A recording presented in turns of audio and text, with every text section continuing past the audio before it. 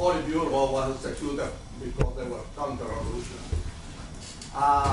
Now we have to come to the conclusion that the Russian Revolution was led by counter-revolutionaries. Even Trotsky was executed. Lenin escaped because he died before a trial was set for him. Now, the other question is that it was actually Lenin who came in a German train to Russia. It was Lenin who proposed to sign that peace with Germany, not Trotsky. Trotsky opposed it. Yes, that's right. You sure did. Yes, that's right. And it was Stalin who agreed to the Molotov-Ribbentrop pact Yes. with Germany. Yes. So, who are the counter-revolutionary and German collaborators here? Lastly, I want to say is that Trotsky predicted before 50 years before it happened the path that the Soviet Union was following in this book. Okay? In this book, he predicted where it was going 50 years before it happened. What's the name of the book? 50 years under prediction. What's the name of the book? Okay, what's the name of the book? The title of the book? The Revolution Betrayed. Very good. I thought that was it.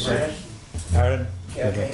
First of all, I wanted to correct Elazar. You don't use the term, it wasn't the Warsaw Ghetto Uprising, the second one. The first one was the Warsaw Ghetto Uprising, then there was the Warsaw Uprising, so we shouldn't confuse those. Okay, that's just a clarification. Yeah, yeah. Okay, a couple Warsaw of, Commune. whatever it was. Okay.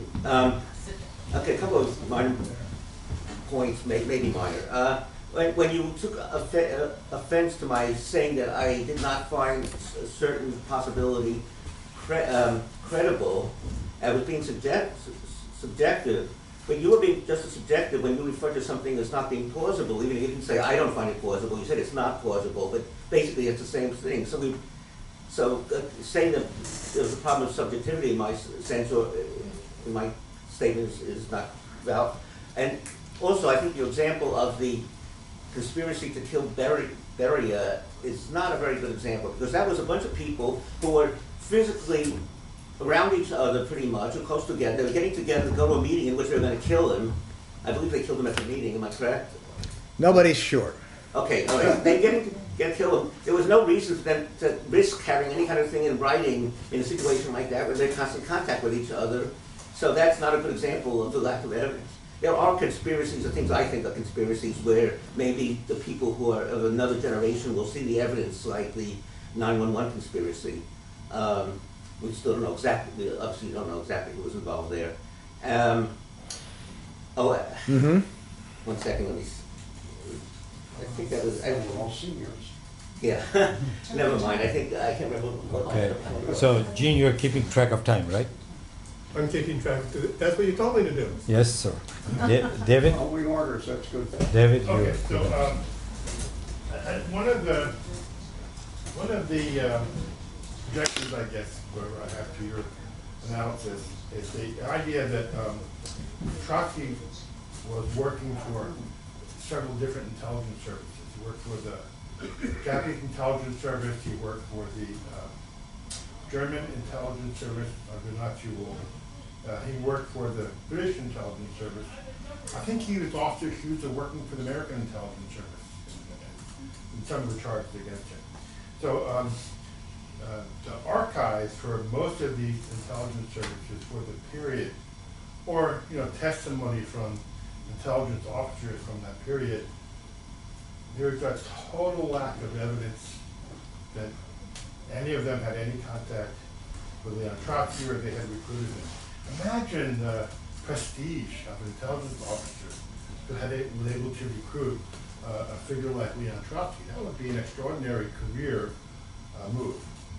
So the way an intelligence service works is that everything that happens, everything that you do is written down.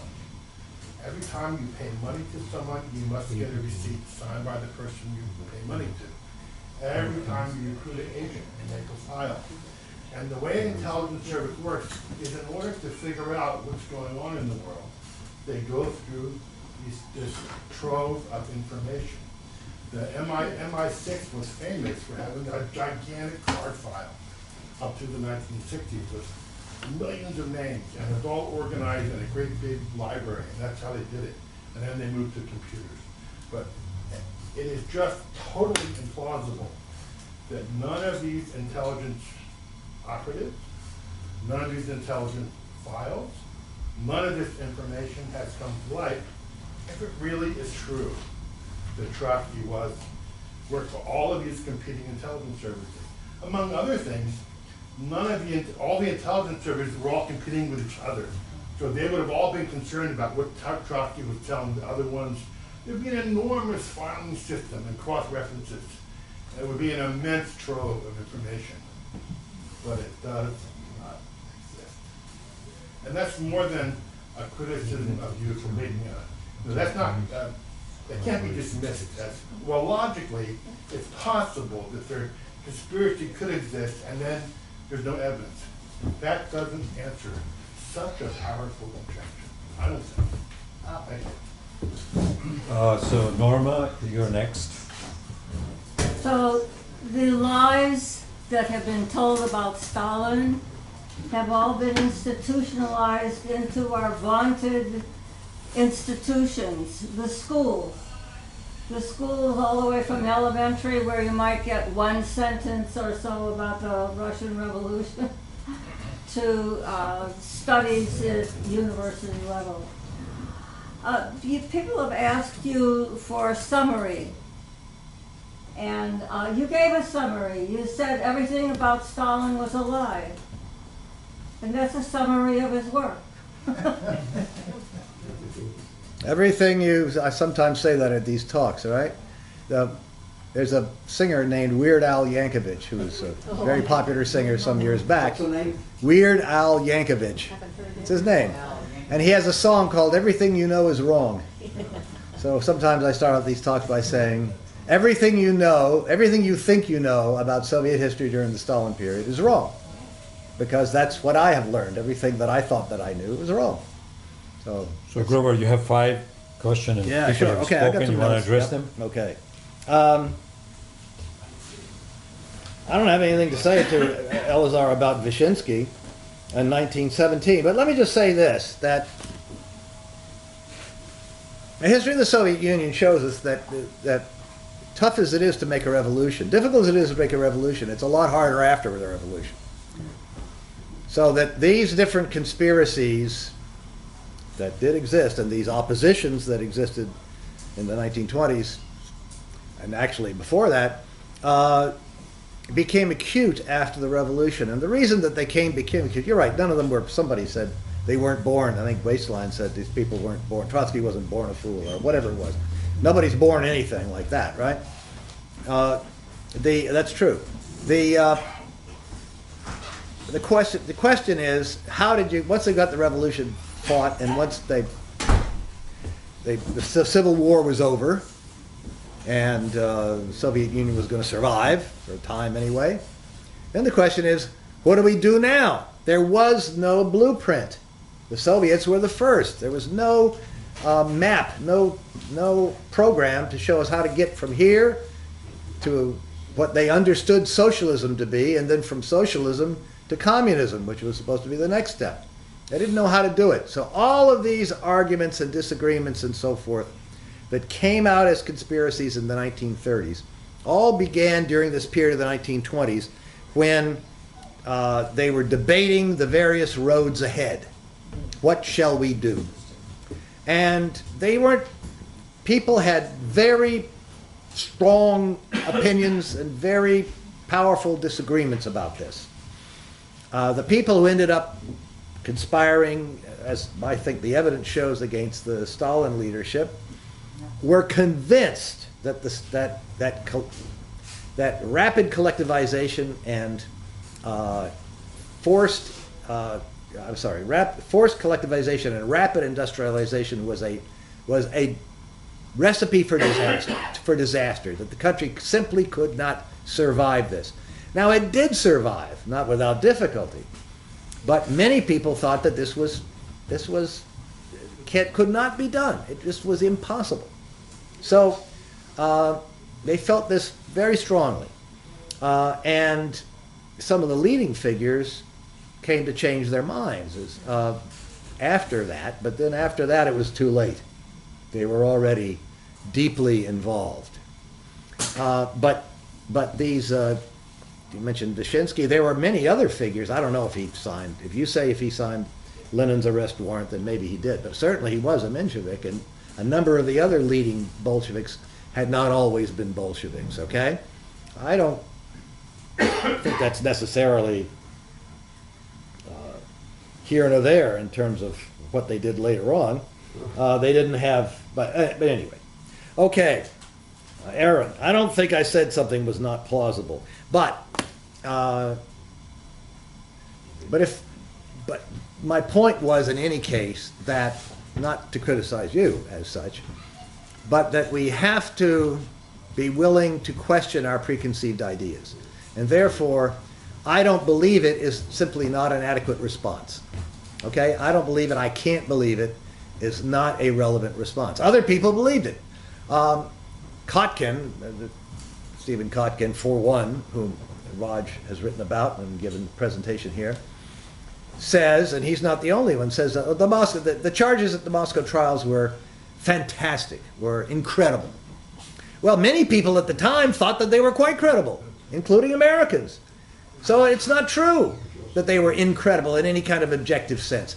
That's his way of saying, I'm not even going to bother to investigate them. I'm just going to declare them incredible and move on. We can all decide that they must have been false and move on. That's not scholarship, that's propaganda. I'm sorry, that's bullshit. All right? Stephen Kotkin is a terrible scholar. But lots of people say that. Oh, these charges are incredible. Trotsky, now, I understand, Trotsky said that too. Who could ever believe these charges? I read all that stuff that he wrote in the 1930s. I read all that stuff. He said, who could believe these charges? These are fantastic. These are incredible. Nobody, Trotsky would say, nobody believes this stuff. Well, of course he'd say that. He'd say it whether they were whether the charges were false, in which case he'd be right, or whether they were true. Why wouldn't he say that? So the fact that he said that these things were incredible was a signal to his followers, I guess, to say the same thing. But that's not evidence of anything, right? He just declared it. But the fact is they were not incredible. Lots of people accepted them, believed them. You can't deal with charges by saying they're credible or incredible, you know? You know, my mother is accused of murder. She murdered so-and-so and so. I say that's incredible. But that doesn't mean, that just means I love my mother. It doesn't mean she didn't do it, right? Okay, so that's neither here nor there. But so we got to be careful of that. Antonio raises this interesting point raised by Trotsky himself. Trotsky published this article, of which the American Trotskyist newspaper turned into a graphic, which is all over the place, and I think I reproduce it in one of these books. That the Central Committee under Lenin, what happened to all these people? Well, they hadn't all been shot, but a lot of them had been shot. Okay, and the military commanders, you know, in 1937, what happened to a number of these people? Well, they'd all been shot. So what? We know that. That's an objective fact, right? Actually, he lied about some of them, but that's okay. A lot of them had been shot, no question about it. So, leaving aside the question of capital punishment, you know, maybe looking back on it, it'd been better to put them in a dungeon somewhere instead of shooting them, but leaving that aside, is it, again, we're back with credibility. Is it credible that these people could have all been guilty? You can't decide on the question of these questions on a matter of credibility or non-credibility. You have to go by evidence, okay? And therefore, those people who say we should decide these issues like Kotkin does on whether or not I, Stephen Kotkin, find it credible or not, are trying to pull the wool over our eyes. They're trying to fool us. This is a propaganda technique of saying something is credible or incredible. It's not deciding by the evidence, and we have to go by the evidence. Dave Ewing said there's an absence of evidence. Two things. Number one, you don't know what you said. You don't know the truth of what you said. That all intelligence services have these extensive files and so forth and so on. I'm sorry, you don't know that. You don't. Oh, you do. Okay. All right. You say you do. It'd be interesting to see the evidence. But the point is, there's a principle. The point is, many things are done that don't leave evidence, including, I got some quotations in my book too from intelligence figures who say you should never write this stuff down. We never write anything down. I quote a CIA guy saying, quote a CIA guy on the context of the Kennedy assassination, who has a very interesting statement. I quote him in my book. Not this book, but the other book. A very interesting statement. He said, what people don't understand, this is a CIA guy. He didn't say the CIA wasn't involved in the Kennedy assassination. What he said, what people don't understand is if the CIA had been involved in the Kennedy assassination, there would be no written record. But don't you see the difference between that kind of conspiracy and one that they should be proud of? No, I mean, what I'm saying is, it's some evidence that conspiracies don't try not to leave evidence lying around. I didn't know. I know you were talking about the conspiracy to kill Beria, but I'm mentioning something else. I'm just saying. So there's a principle in historical research. There's a principle, like it or not like it. Maybe you disagree with it, but it's a principle in historical research which says that absence of evidence isn't evidence of absence. It's easy to remember, right? Vice versa. Absence of evidence isn't evidence of absence. The fact that there is no evidence that an act occurred does not mean that the act did not occur. Okay? Because many acts don't leave evidence. Many people disappear, perhaps they were murdered, but we have no evidence. And so forth and so on. So that's a principle of historical research. You can't prove that something didn't happen because there isn't any evidence that it happened. Now, in a criminal trial, it's different, right? Criminal trials are very different. We're interested in whether or not somebody's going to go to jail or get executed or something. So then, if there's no evidence that an act occurred, then we have to acquit. The court is supposed to acquit the person. But history is not a criminal trial. Okay? The absence of evidence is not evidence of absence. Now, when it comes, of course, we do have a lot of evidence. The only thing is, it's not the kind of evidence that you're demanding. But to say that because there's not some document in the files of the German general staff that Trotsky was conspiring with the Germans is evidence that he never conspired with the Germans is simply not true. I do deal with that in one of my other books, and there's like 6 different possibilities. One, he didn't conspire. One, the evidence was there but it's taken out. Another one, it was destroyed during World War II. The Dresden Military Archive was destroyed by bombing during World War II. Another is it's there, but nobody's looking for it, so therefore nobody's found it. That's true about quite a bit of interesting evidence that keeps coming to light. And number 5, it was there, but somebody took it out. Here's an example, and then I'm going to shut up. The head of the German the SS intelligence division was arrested by the Allies after World War II.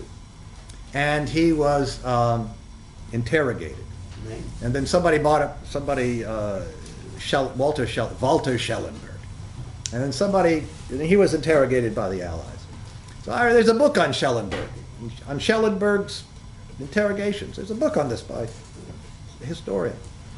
And this guy says, well, you know, the interrogations start a week after he was arrested.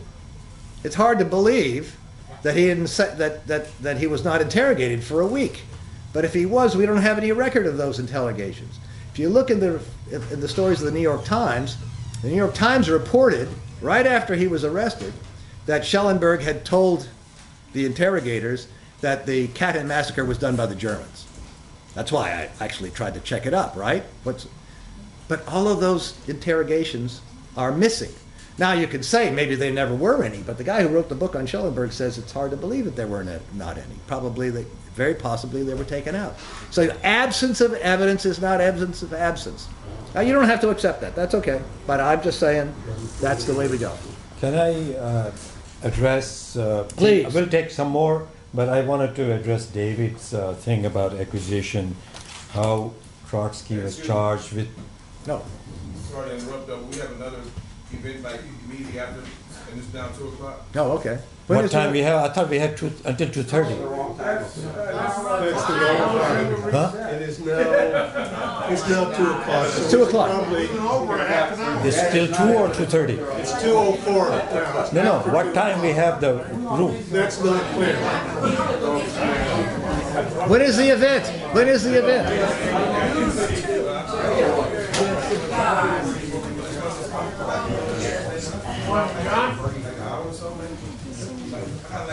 I thought we had till 2:30 this room. No, 1:30. Make a quick announcement to the confusion. Just a quick announcement. Hello? Ho, ho. There's Everybody going to listen. be a reception for Grover after. Anybody who wants to come see me, I'll give you the address. Or my wife in the back, just coming in the door with her hand raised. So if you want more shots at them, or you want longer than 3 minutes, come on over. Yeah, the Murrays are having a reception very kindly, and you're invited. If anybody wants to buy